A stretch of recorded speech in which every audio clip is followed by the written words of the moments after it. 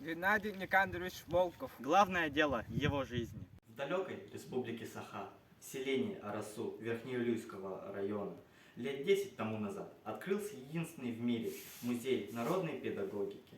Однако дело не столько в его единственности, сколько в уникальности многообразной, богатейшей информации, в неповторимости экспозиции и экспонатов. Трудно в это поверить, но музей – дело всей жизни его, основателя, создателя, хранителя и руководителя Константина Спиридоновича Черяева, прекрасного педагога, учителя почти с 50-летним стажем, удостоенного высокого признания. Он – заслуженный учитель Республики Саха-Якутия. Мы с Константином Спиридоновичем ровесники, знакомы давным-давно, часто общаемся и всегда прекрасно понимаем друг друга.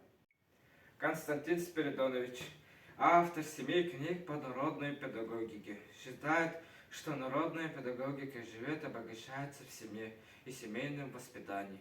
В них не только и не столько слова, сколько дела, самоотверженный труд. Понятно, что его книги собственная жизнь, судьба его самого и его же семьи. Черяев воспитал 5 детей, я их всех близко знаю и воспринимаю как учителей-новаторов. Рассказываю об этом подробно, потому что Черяев не просто педагог, он удачливый, счастливый педагог, он прекрасный отец, заботливый дедушка, он народен по сути. В музее, созданный им, Константин Спиридонович, самый интересный действующий экспонат, живой памятник.